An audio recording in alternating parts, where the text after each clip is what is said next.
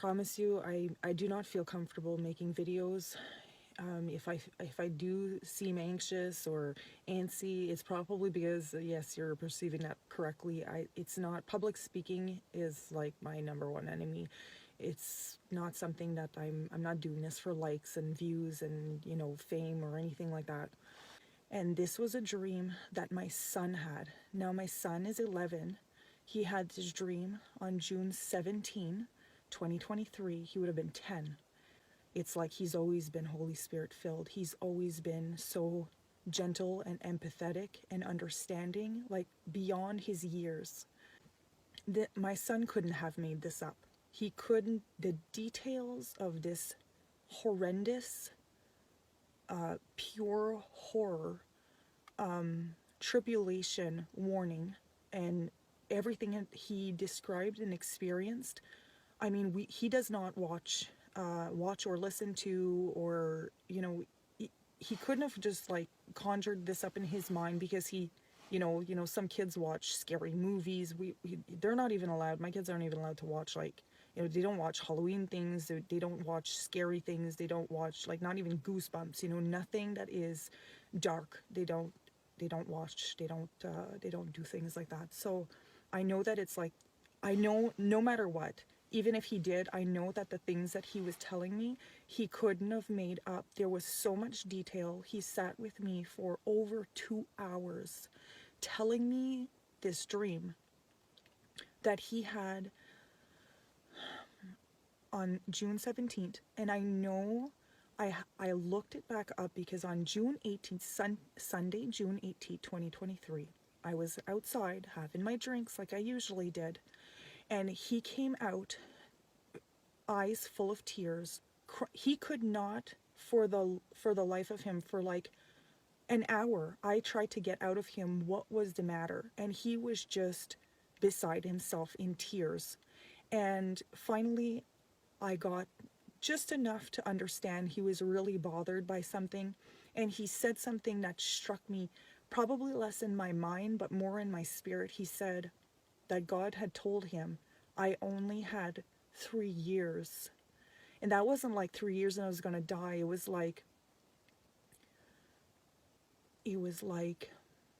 I found Christ, and I knew Christ, and I loved Christ, but I was still living in sin. So if you look back at some of my videos, you'll see that I had a rapture, post-tribulation type dream, which was nowhere as near as, impactful as this one that I'm going to tell as my son's dream.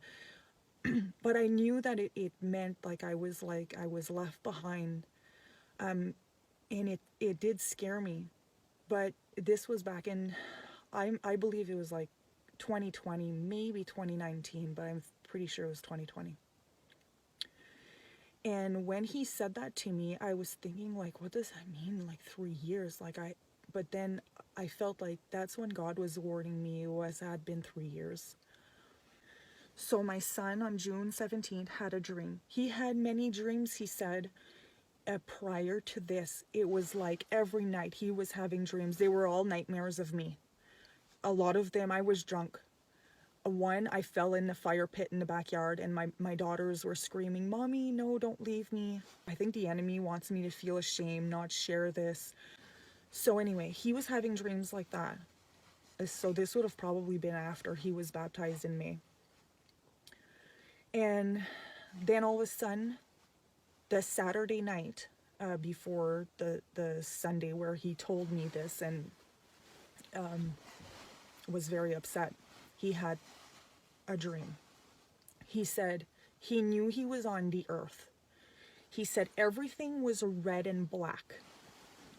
He described it as when you close your eyes and you press on your eyes, you might see like red and black blotches, and then like light, he didn't describe it as like lightning, but just like streaks of light and black and red. Everything was black and red. And he said he couldn't see anything but that his hearing was like amplified times like 100. Like every single thing that was happening. He could hear, sense, or feel, even smell, amplified, but he couldn't see. It's like he was being shielded from actually seeing, but it was like his spirit could see, because the descriptions of things that he was seeing, he couldn't see with his eyes, but it's like he saw with his spirit. He knows that there's someone behind him, and he says there's a voice, a very deep, he says it's a man. He says he can't, it's like his head is locked in place. He can't turn around to look at this person, but he can hear the voice. And the voice says, help those who are blinded. So this is later, because he's experiencing so many things first. He's seeing, he's seeing in his spirit, and he's hearing people screaming. He says he can hear sounds of very, very large wings. He knows it's creatures. He described 2 different type of creatures. He can hear screaming, screeching, growling. He says explosions. There's earthquakes. He can feel shaking and earthquakes. He's very hot, like there's fire. He can smell gasoline and the smell of what he says, like when something is rotting, but he says like like 10 times worse. So like decay.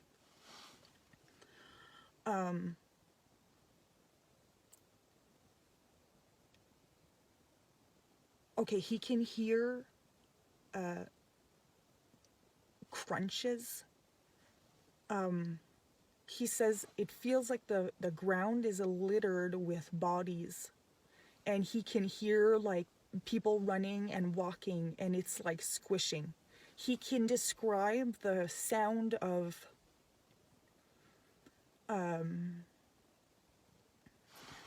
he didn't want me to record him, not even his voice, and I understand he's only 11, right?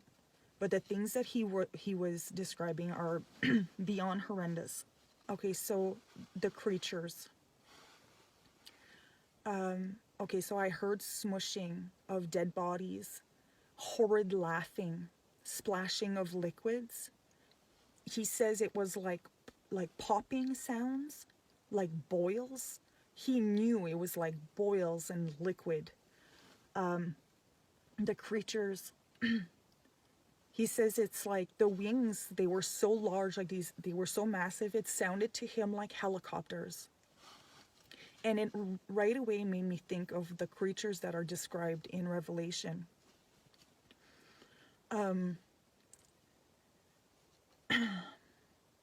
He could hear them like chasing, and he described it as like eating people. Like he could hear the crunch, but they weren't dying, like they were being chased, and there's so much screaming.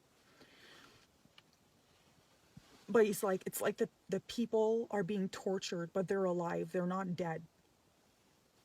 He says there's other people, like bad people, that are chasing other people, and they're like shooting them, and then they're laughing, like they're happy about it. It's that the creature, it sounds like it's talking with like a screeching type screaming sound. The second creature is like a lion, but like a human and like a demon. Like, so lion slash human slash demon, that's what he described the one of the creatures as. And he knew, like, so he can't see, but he knew, like, he could hear tails dragging. Very distinct screechy voice. And he said he could hear horrible music, like a record playing, you know, like the screeching of a record being played. And he said all he could hear was horrible rap music, pop, rap, and like heavy metal. And he says he knows that there was words like in the rap, but he couldn't make it out. Like he just knew it was horrible. And the creatures were like, he said singing along to it, but it was like they were screeching along to it. Like they were enjoying this music, but he, in his spirit, it was just pure like horror. It was horrible. So people are killing and shooting each other. The people are enjoying this. And then he said, he described, he could hear, it was like people shedding, like the sound of shedding. Like he says, like if like a snake was losing its skin. And he said it was like they were like morphing, and then he heard them say, like, finally we're here with them, like we're among them, or we're here with them. Now I'm not going to try to speculate exactly what that's supposed to mean, but everything for him was very very gruesome, very horrific. I put reptilian with a question mark, but that's my speculation. He didn't say anything. He wouldn't know. He wouldn't know what that means whatsoever. I mean, he does not know Revelation. He's not read Revelation. He could not describe these things to me because he has any insight on that. He felt like the demons and the creatures were targeting those who knew Christ. So at one point he could hear a woman running away and screaming, and she's screaming, "Jesus, save me!"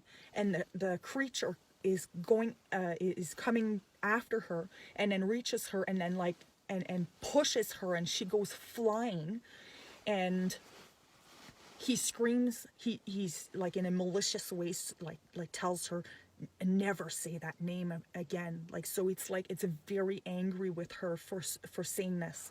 But as he's experiencing and seeing and feeling all of this, and when I'm saying seeing, again, he's not actually, the Lord shielded him from being able to see this with his eyes.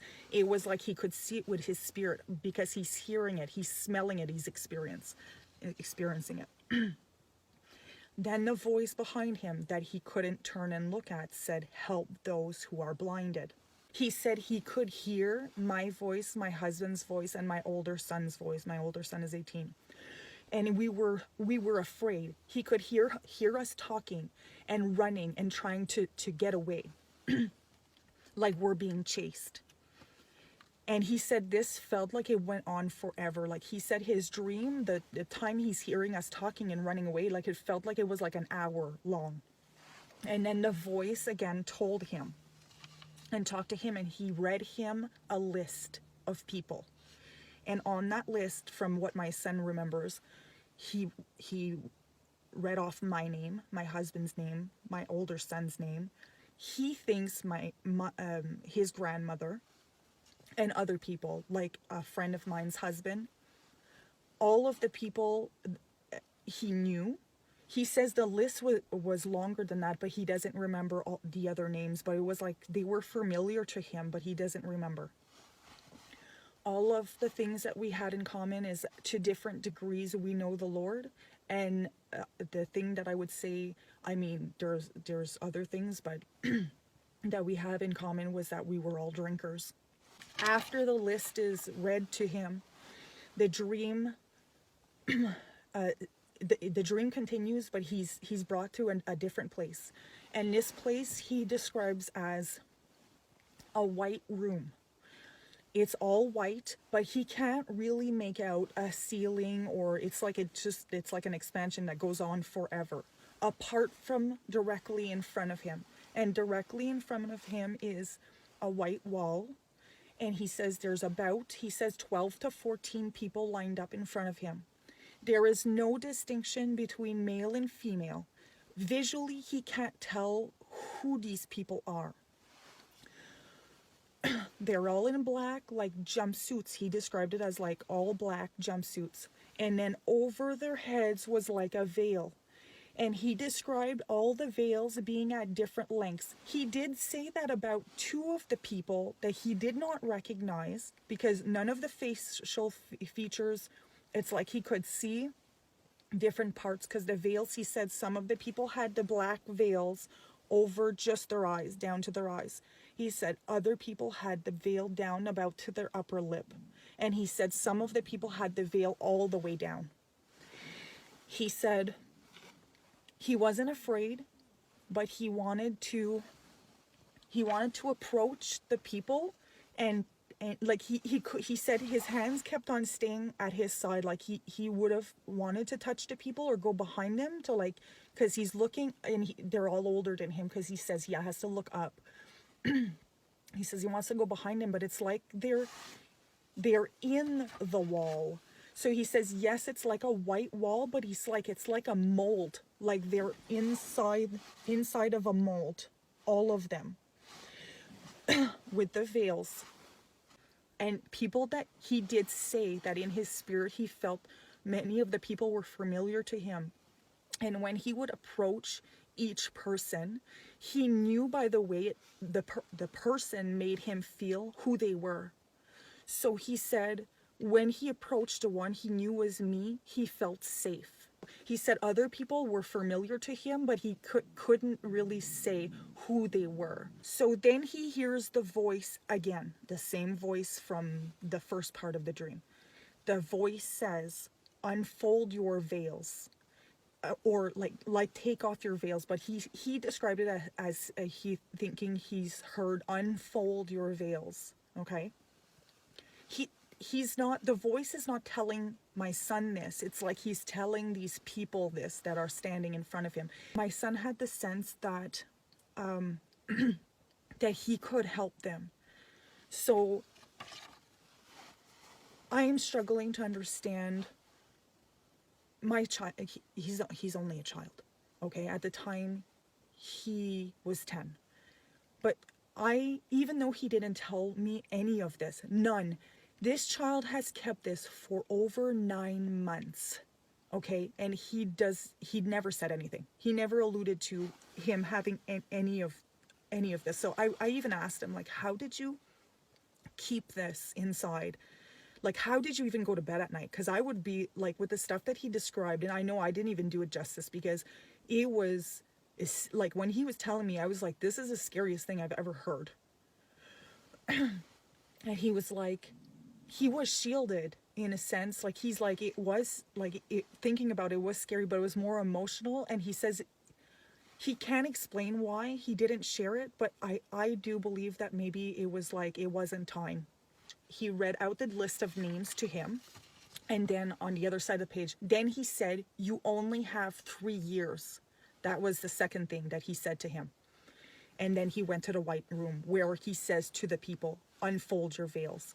He said, you only have 3 years. It shook me in my spirit, and it scared me enough that I quit drinking.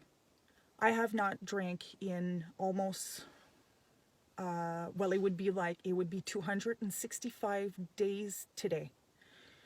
Because he told me on June 18th, that evening, or so it would be somewhere around there. So just out of curiosity, he had this dream this June 17th, and before, just a while ago, I just, something put it on my mind, like I should look up how many days it's been since he had this dream, and then he shared it. And it was 264 days. So this child has been holding on to this dream for 264 days. So out of curiosity, because this seems to have been, the whole numbers thing lately has been something that just keeps on coming up. I went to the Strong's 264. It says 264 in Strong's. Properly miss the mark, in brackets, so not to share in the prize. To err, especially, in brackets, morally, to sin. For your faults, offend, sin, trespass. It means, the Greek word is hamarto. Number 1, to be without a share in. 2, to miss the mark. 3, to err, be mistaken. 4, to miss or wander from. the path of uprightness and honor, to do or go wrong. 5, to wander from the law of God, violate God in sin. Oh, yeah. Anyway. So I don't know why it is that the Holy Spirit only, because we couldn't figure out for life of us what it is. Like, he even asked me, like, what brought this on? Because we sat there for 2 hours for him to tell me everything, every specific detail about this dream. So we couldn't think about it. We don't know what brought this on. He just started talking, and then all of a sudden he was like, he's telling this dream. So something prodded him or pushed him, and I can't tell you exactly what that means, but I really feel as though it was significant. Like the veils, the thing that I can think of is like some people were like for me, my veil was only over my eyes. Some others, it's like their veil, like it was like they're blinded to hear. Some were fully blinded. It was like it was not even somewhat off. It was just totally down. There is an importance and an urgency right now. What he described was pure horror, pure torture, pure hell. I don't think that there's anyone who wants that, who would even want to gamble and take the chance to be there. Pray, repent, change your ways. Don't listen to the enemy. Don't let him think that you have time.